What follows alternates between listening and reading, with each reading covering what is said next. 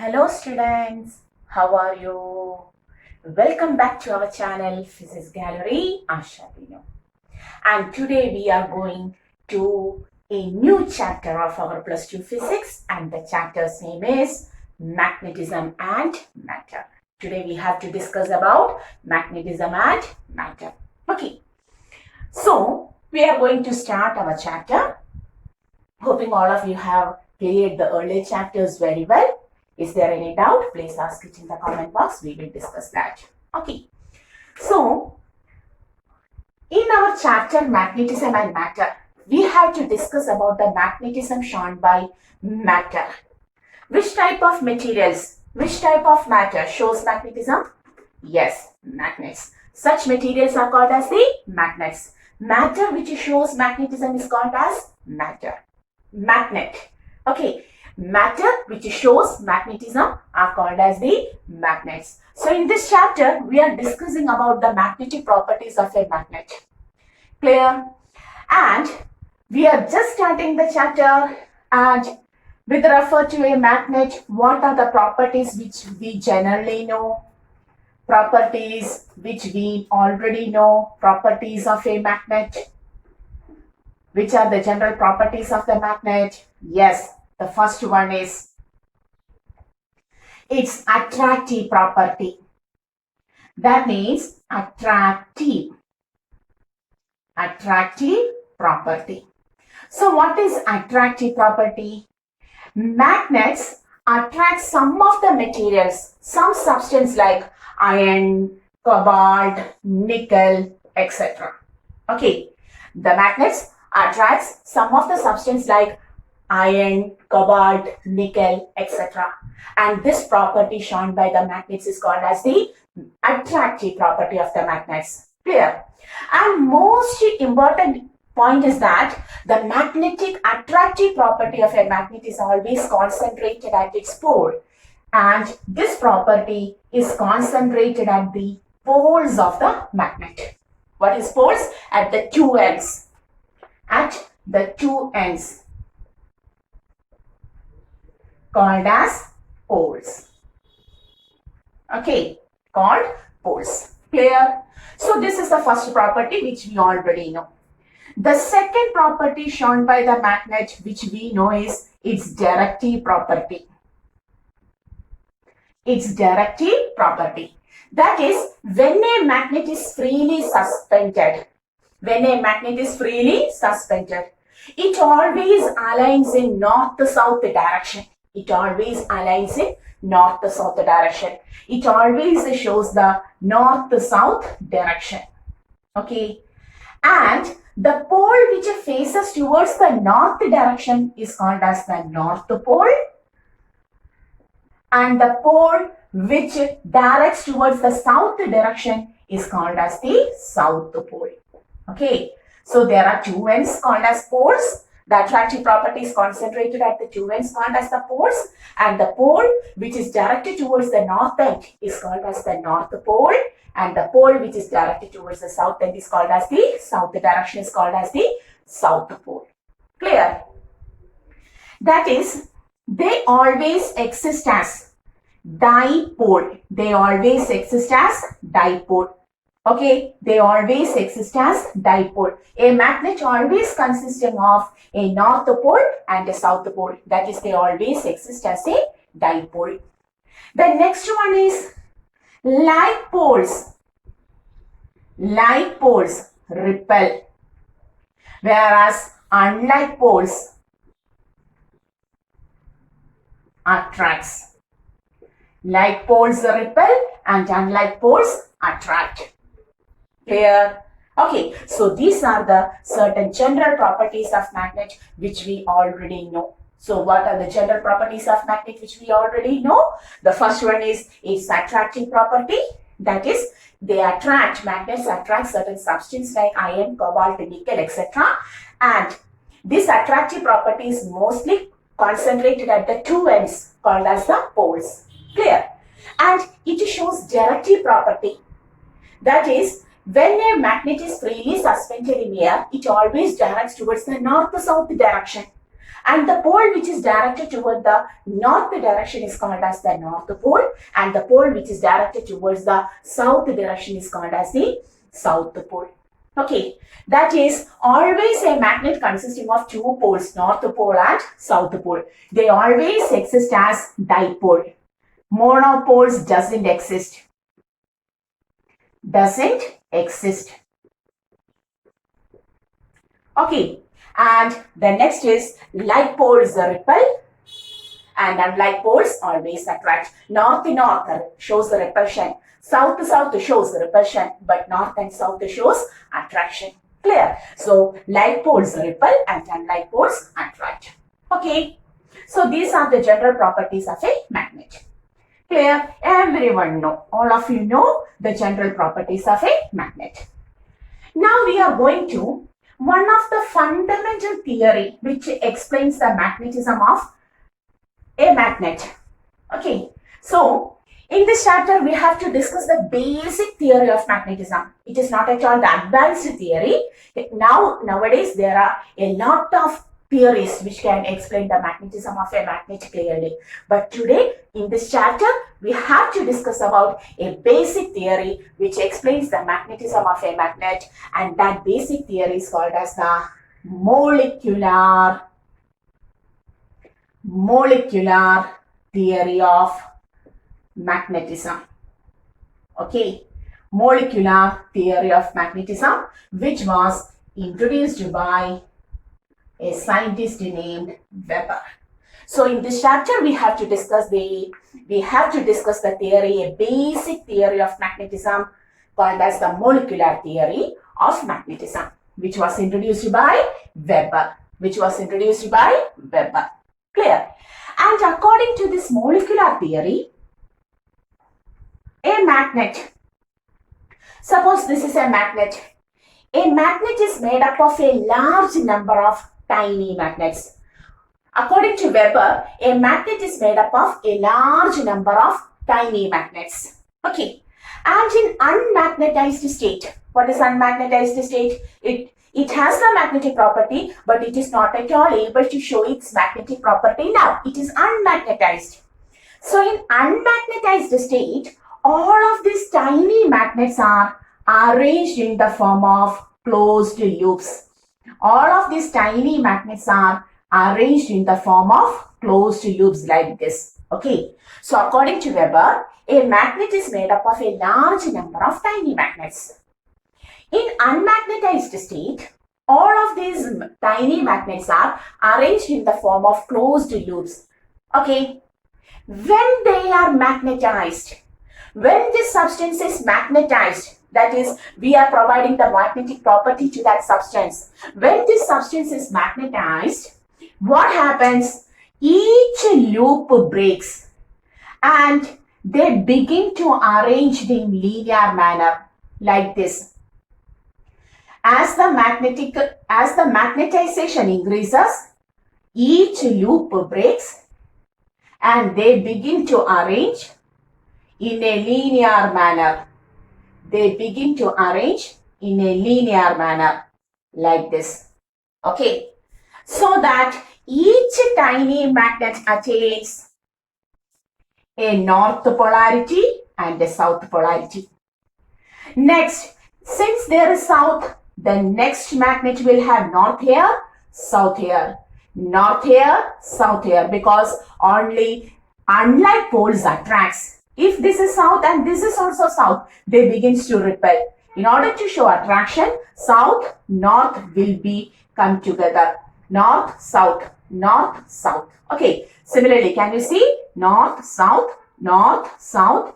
Each tiny magnet having two poles are arranged in linear manner like this. Okay.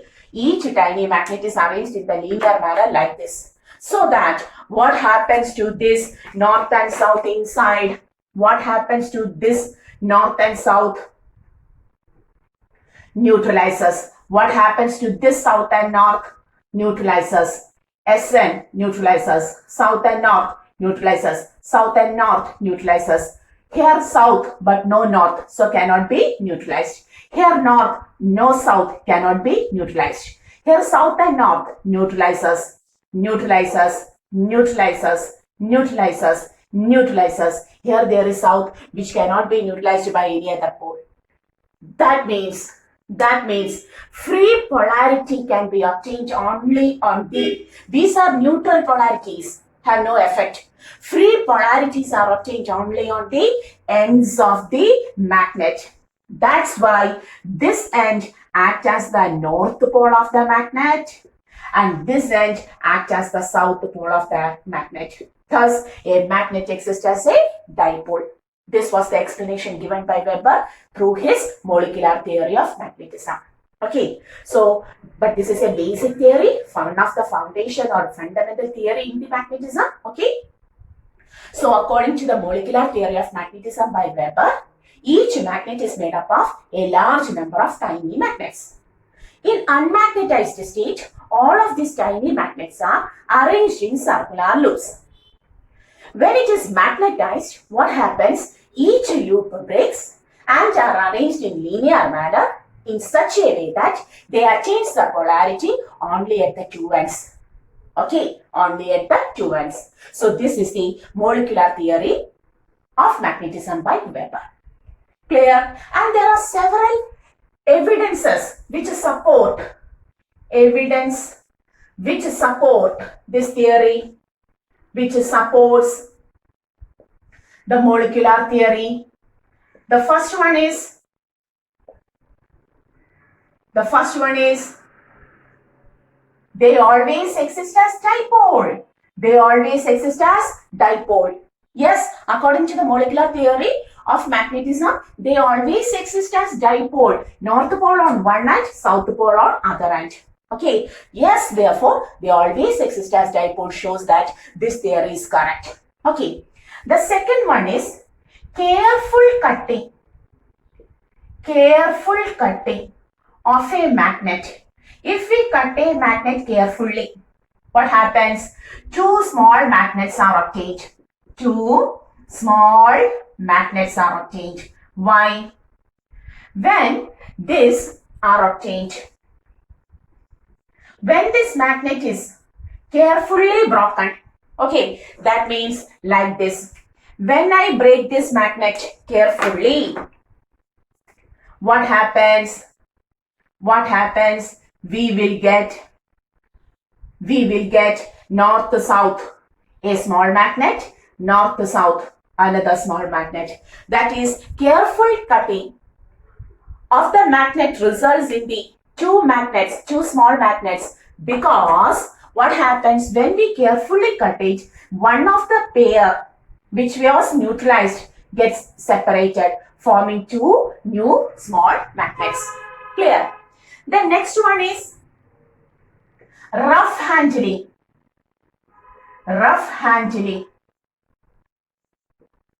or heating. Rough handling or heating reduces the magnetic property. Why? Reduces the magnetic property. Why? When we handle this material roughly, or if we heat the magnet, what happens? This linear alignment is disturbed and some of the magnets will go back to the original condition like loop. This linear arrangement is disturbed. As heating or taking them roughly, what happens? The linear arrangement is disturbed and some of the tiny magnets go back to their original position, original manner, that is loops. That is, they reduces their magnetic property. And one more evidence which suggests the molecular theory of magnetism is, we will write here, we can magnetize a magnet only up to a certain limit. Beyond a certain limit, we cannot magnetize a magnet. Why? According to the molecular theory, a magnet is made up of a large number of tiny magnets which were arranged in the form of circular loops. Okay. During magnetization, each loop breaks and are arranged in the linear manner like this. So during this process, magnetization is possible only in that condition when each and every loops are broken and are arranged in linear manner. After that, When all of the loops are broken and are arranged in linear manner, after that, whether we can further magnetize them? No. That is, by this theory, we also suggest that beyond a certain limit, beyond a certain limit,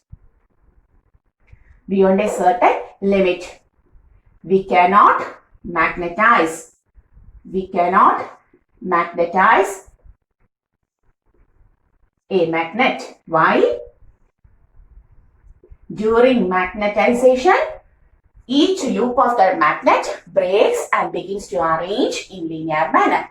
This process will continue until every loop is broken. Thereafter, we cannot further increase the magnetic property of the substance. All of these factors supports molecular theory of magnetism.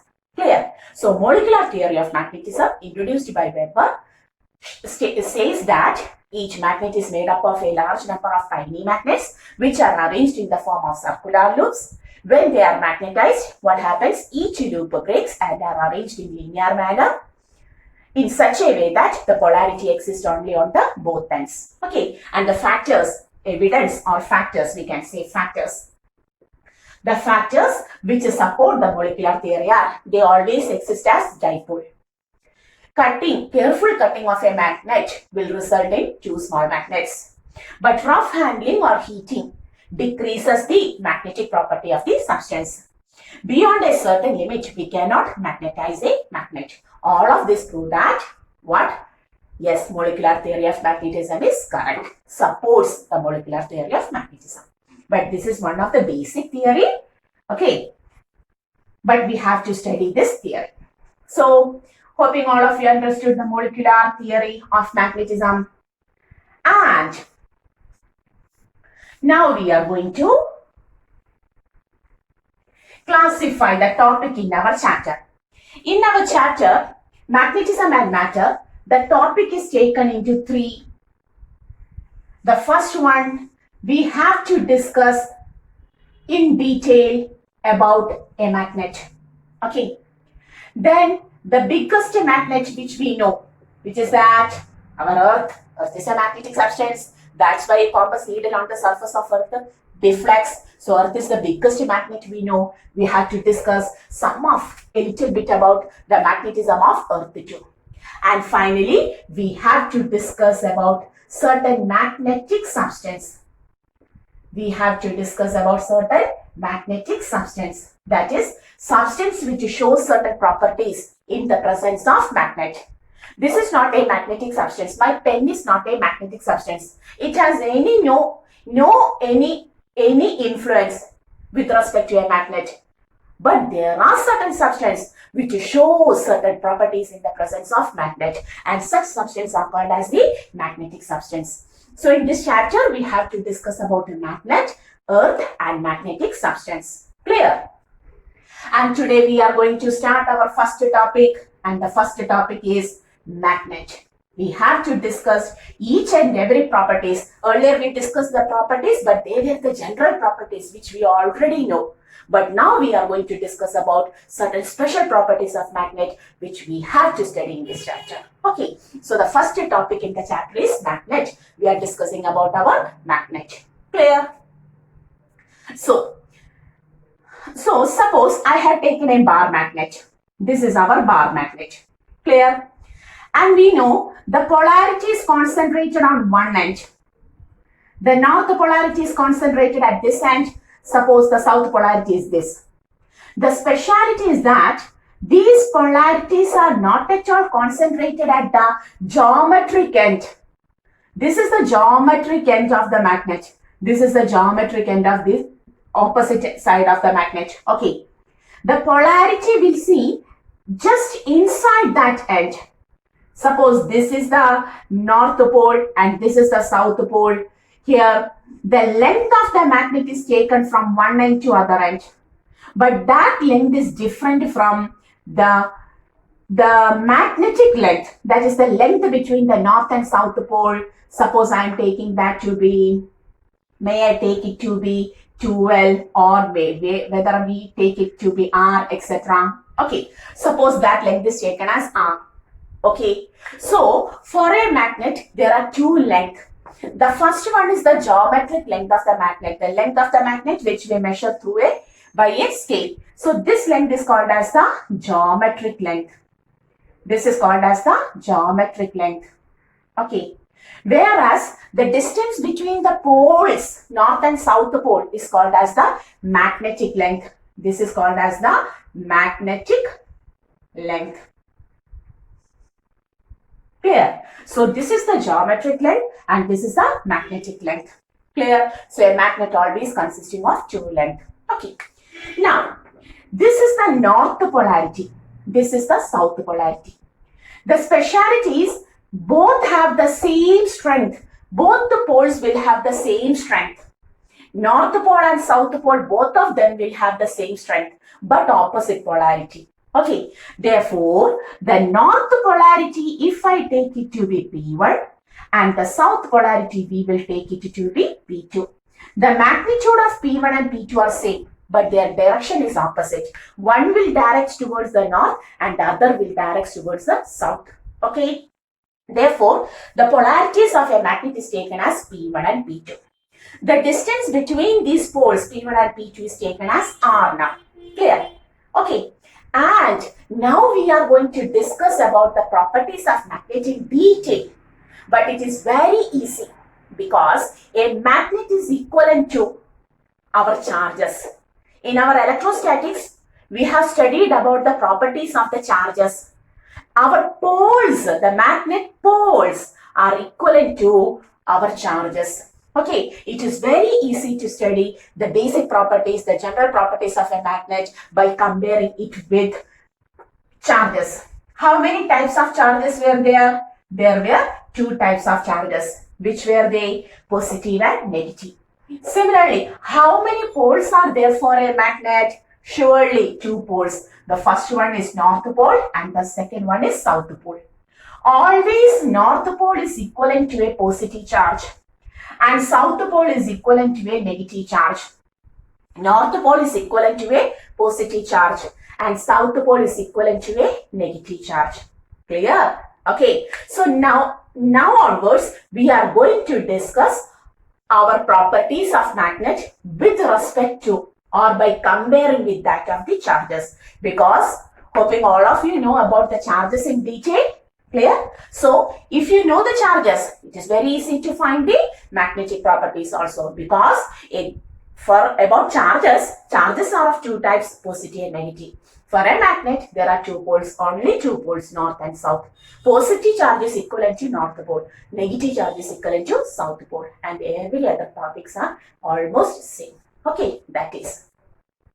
We are going to discuss the magnet in detail. Before that, have you written this? A magnet has two lengths, geometric length, that is the length that can be obtained by using a scale, and the magnetic length, the distance between the two poles.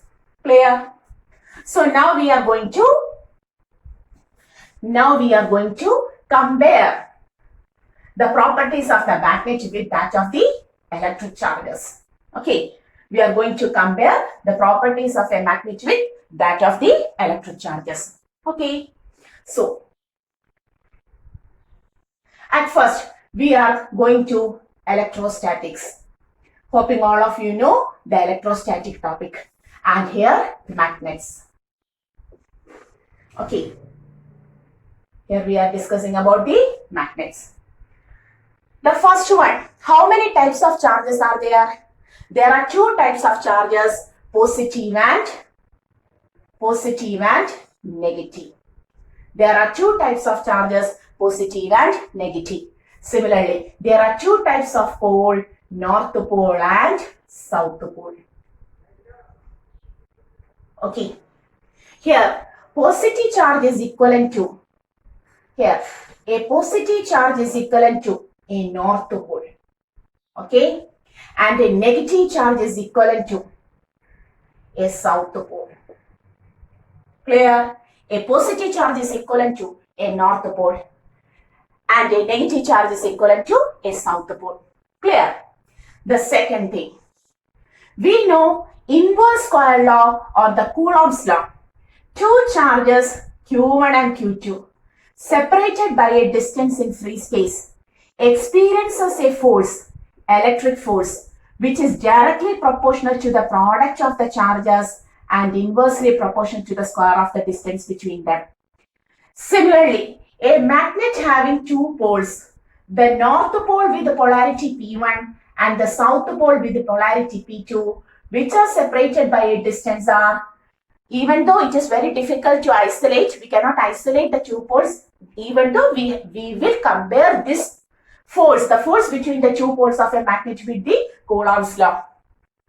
That is, there is a force between the two poles, magnetic force, also directly proportional to the product of the poles, pole strengths, and inversely proportional to the square of the distance between them. Just like Q1, Q2 by R square, there we will write P1, P2 by R square. Okay.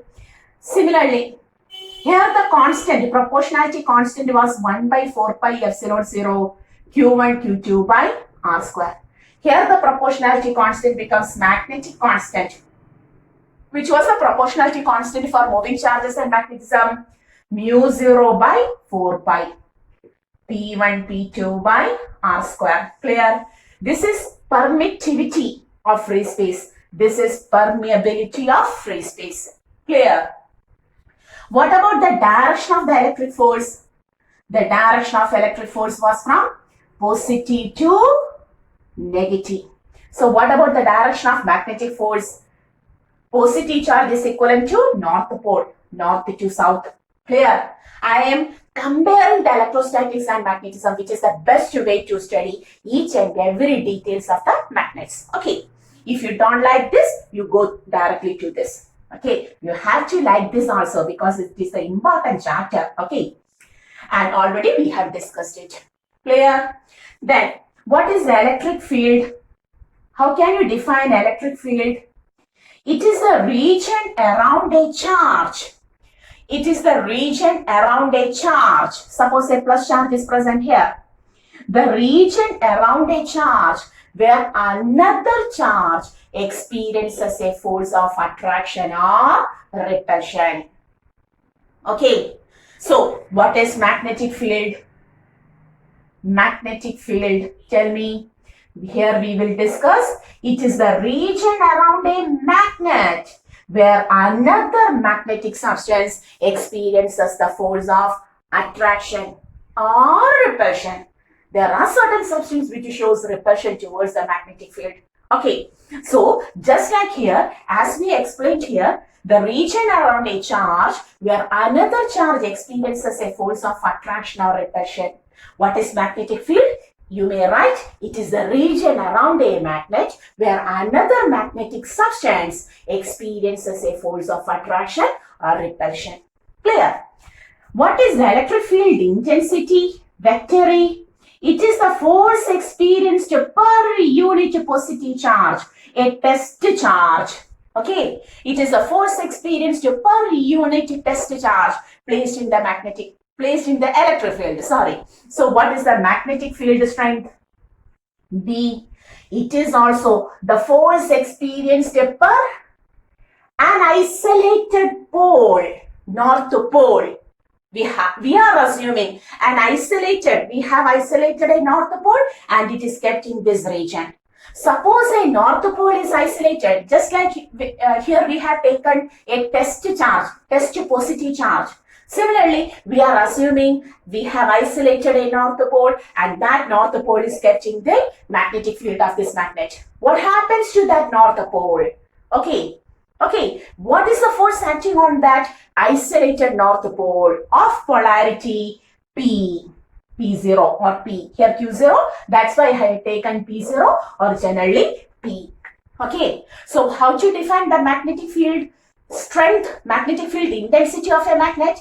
It is the force experienced by an isolated north pole. Why we have specified the north pole? Here we have taken an isolated or a unit positive charge. Similarly, an isolated north pole experiences the force in the magnetic field.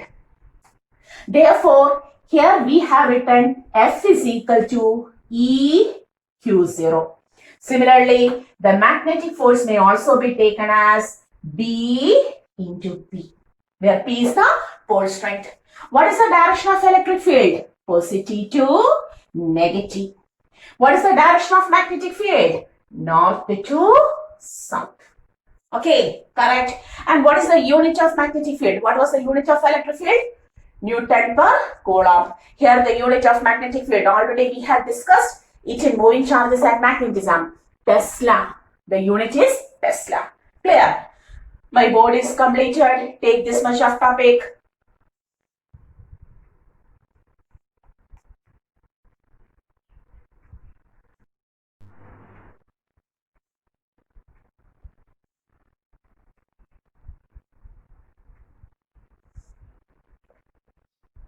Okay. So we have taken this much of topic. May I rub this?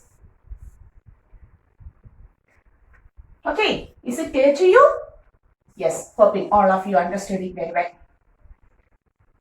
Now, after the electric field and field intensity, we have discussed about our electric lines of force. Which one was the number? Hoping it is 4. Okay. Electric lines of force. Electric lines of force. Can you tell me what is electric lines of force? Electric lines of force. Electric lines of force, a concept introduced by Michael Faraday in order to visualize electric field intensity. Similarly, magnetic lines of force. Magnetic lines of force. It is also a concept introduced by, here the concept was introduced by Michael Faraday. Okay. Here also the concept is introduced by Michael Faraday. The same thing. Everything is same. Okay. So what are electric lines of force? These are certain imaginary lines along which a unit positive charge moves if it is free to do so in an electric field. These are certain imaginary lines which may be straight or curved. Okay, similarly, these are certain imaginary lines along which a unit positive charge moves if it is free to do so. And what is magnetic lines of force? These are also certain imaginary lines along which an isolated north pole moves if it is free to do so in a magnetic field of a magnet. The same definition. These are certain imaginary lines along which, these are imaginary, okay, not real. These are certain imaginary lines along which an isolated north pole moves if it is free to do so in a magnetic field of a magnet. Clear? What are the properties of electric lines of force? The first one, they originate from positive. They originate from positive. From positive. And it terminates on negative. Okay. The first difference between the electrostatics and the magnetism of magnet. Here, magnetic lines of force moves from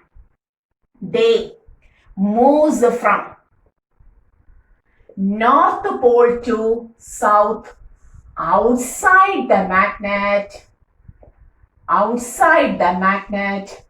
and from south to north inside the magnet. The first difference between the electrostatics, the electric charges, and magnetism. That is, if there is a plus charge and here there is a negative charge, how you draw the field lines? The field lines were like this. They always originate from positive and terminates on negative like this. Okay. But for a magnet, north pole, south pole, what is the speciality? The magnetic field lines originate from north, just like positive to negative, and moves towards south. But they never terminate at this end.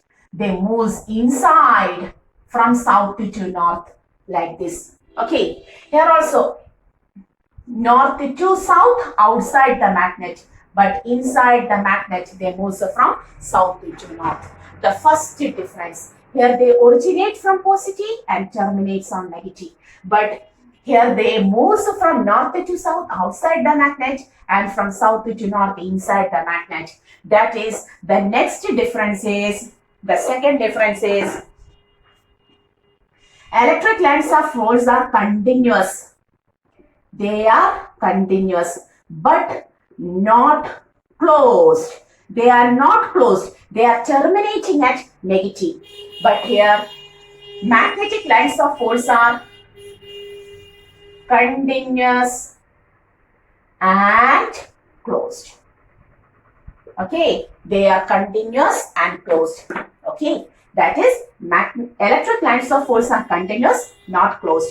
Magnetic lines of force are continuous and closed. The first difference. Okay, clear? And every others are same. What about the strength? Greater the number of field line. Greater the number of field line, greater will be the strength. Here also you will write greater the number of field lines, greater will be the strength of the magnetic field. Two lines of force never intersect. Two lines of force never intersect. Because at the point of intersection, there will be two directions which is not at all possible. Here also, two lines of force never intersect. The same sentence. Two lines of force, magnetic lines of force also do not intersect. If they intersect, it means that at the point of intersection, there will be two directions. Okay. The direction of the electric field at any point is obtained by taking the tangent. Taking the tangent. If there is any doubt in this topic, you may go to the electric charges and electric field. We have discussed it in detail through somewhat 13 lectures, 13 or 14 lectures. Okay, so if you have any doubt, go to that topic. The direction of electric field is obtained by taking the tangent to the line of force at that point. Here also, the direction of magnetic field is obtained by taking the tangent to the line of force at that point. Clear? The same sentence. Everything is same. All other properties are same except that electric lines of force originate from positive and they terminate on negative. Magnetic lines of force moves from north to south outside the magnet and inside the magnet they move from south to north. That is, they are continuous and closed. Here they are continuous but not closed. All other properties are same. Greater the number of field lines, greater will be the strength. Two lines of force never intersect. If they intersect, it means that at the point of intersection, there will be two directions which is not at all possible. The direction of electric field, the direction of magnetic field at any point is obtained by taking the tangent to the line of force at that point. So much properties are sufficient for this topic. Okay, so that now we understood there is some difference between electric lines of force and magnetic lines of force. Clear? This difference. Hoping you understood. Okay. Now, after this, we had studied about an electric dipole. We have studied about an electric dipole. So, what is electric dipole?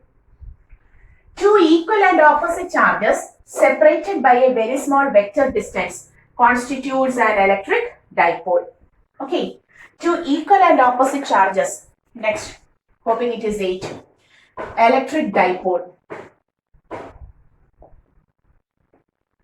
Two equal and opposite charges separated by a vector distance constitutes electric dipole. What is a magnetic dipole? A magnet is always a dipole. That is, it consisting of two poles of strength P1, P2 separated by a small vector distance. I am taking that vector distance as 2L now because here we generally take the distance between plus Q and minus Q as 2L. Okay.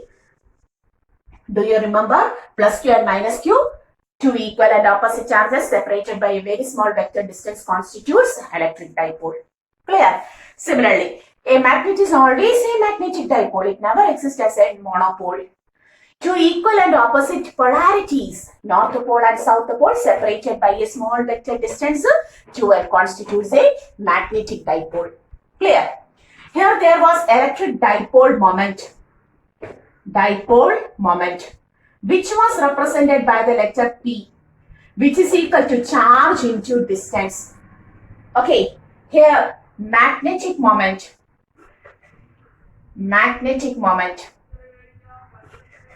is the product of pole strength into distance. It is the product of pole strength into distance. Here the unit is coulomb per coulomb meter, not per coulomb meter. Here the unit is pole strength into distance, but we don't know what is the unit of pole strength now. The magnetic moment, listen, of a current carrying conductor was taken as IA. So the unit of magnetic moment is ampere meter square. The unit of magnetic moment is ampere meter square. From the unit of magnetic moment, you will take the unit of pole strength. Okay, ampere meter square by meter, it becomes ampere meter. Clear? So the unit of, we are taking the unit of magnetic moment from this equation. Magnetic moment of a current carrying conductor is always I into A. Okay, by taking that equation. The next, okay, electric dipole and magnetic dipole, the same thing. The next is, what is the electric field intensity due to a point charge? Due to a point charge plus Q, distance R, a point P. 1 by 4 pi epsilon 0, there we have written E is equal to F by a test charge. 1 by 4 pi epsilon 0 Q test charge by R square into Q. Or we got 1 by 4 pi epsilon 0 Q by R square. The electric field intensity due to a point charge. Okay. What is the magnetic field intensity? Magnetic field intensity due to field. Vector B due to a point charge. Due to a point charge.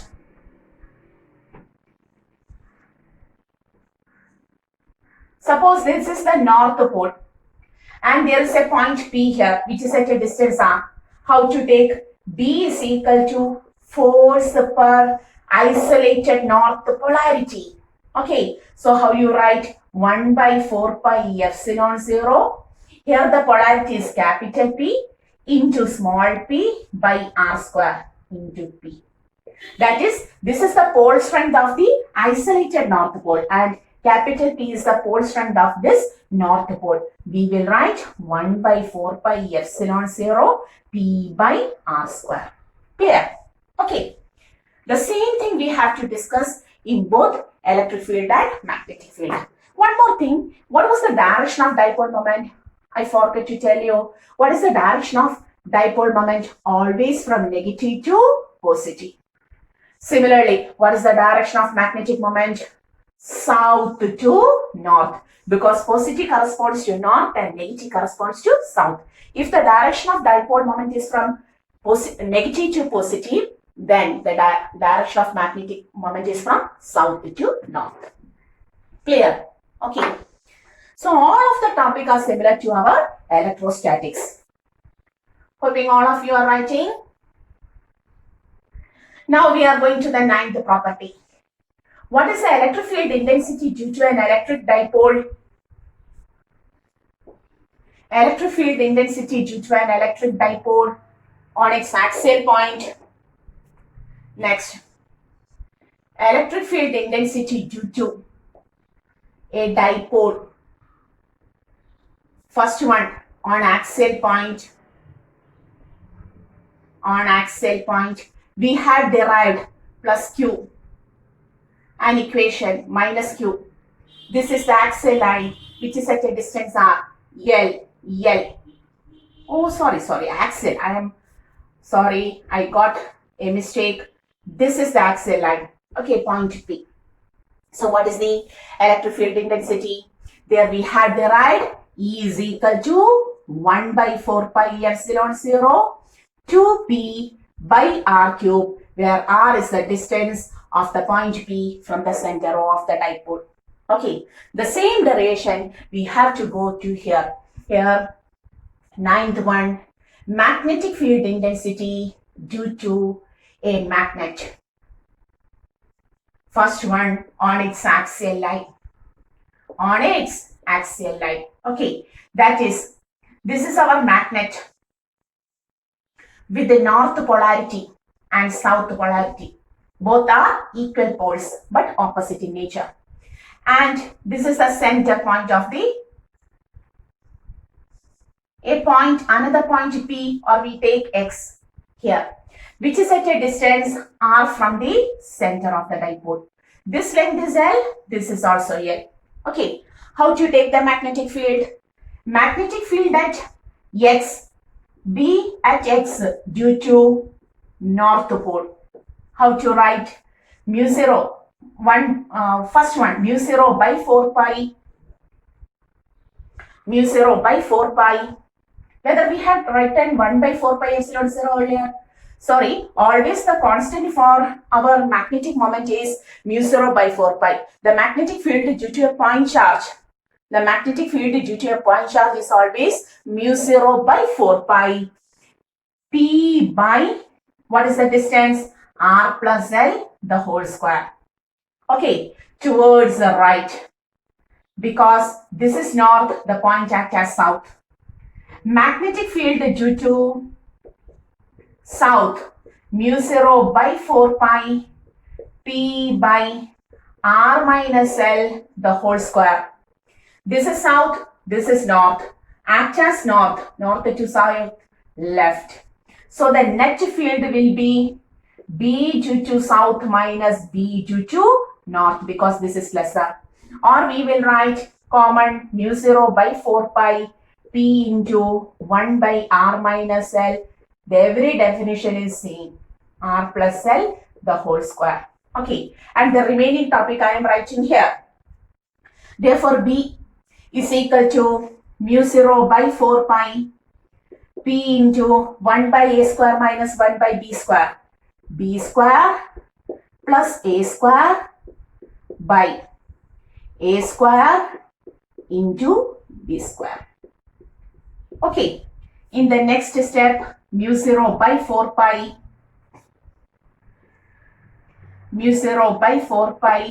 P into R square plus 2RL plus L square minus of R square minus 2RL plus L square by A minus B the whole square into A plus B the whole square, R square minus L square the whole square.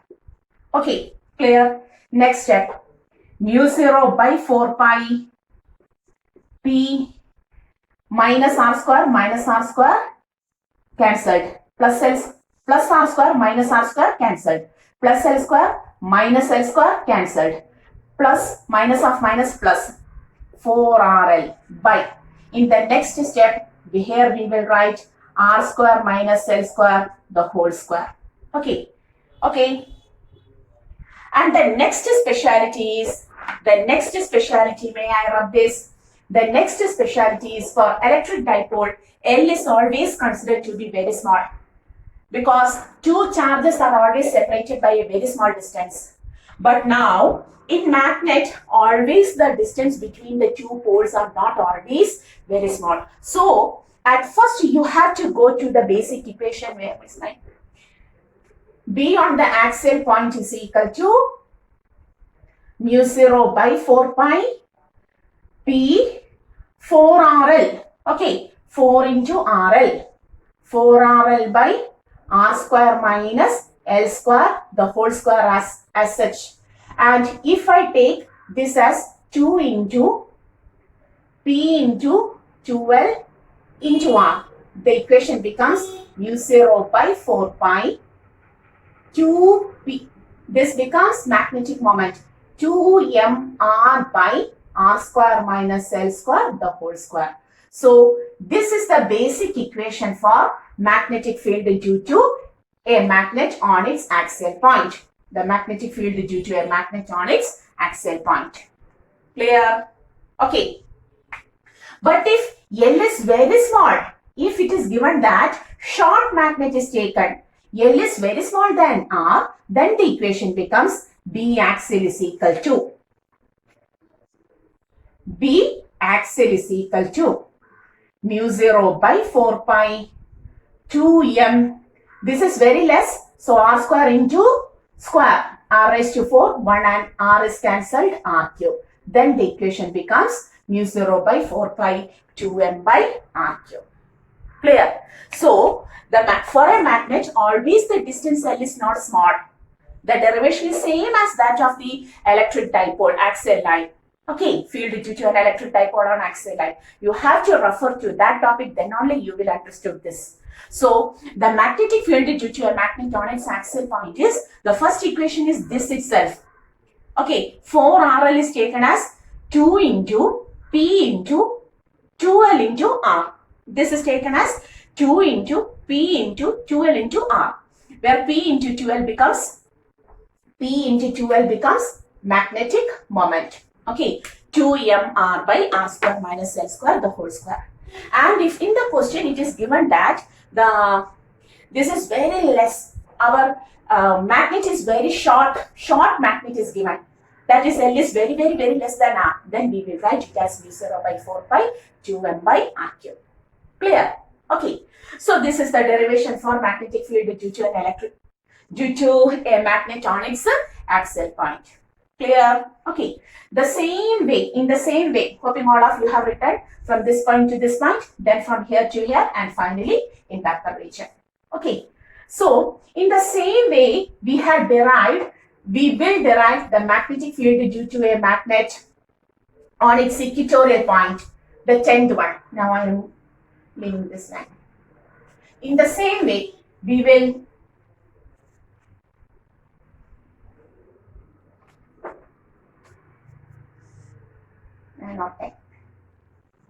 magnetic field. Here I am not going to the derivation, that's why. Magnetic field due to dipole magnet, that is magnetic dipole on its equatorial point. Like this. North pole, south pole. Equatorial point X, distance R. This is L, this is L. Okay. At first you have to take north to south direction like this, which is resolved into 2. If this is angle theta, B due to north theta. This is Bn cos theta and this is Bn sin theta. Correct. Similarly, what about the field due to south? Now, field due to south, north to south, field due to south. If this is angle theta, this is B south cos theta and this is B south sin theta. Okay, that means these two components, the polarities are same, the field strength are same. These two components cancels out.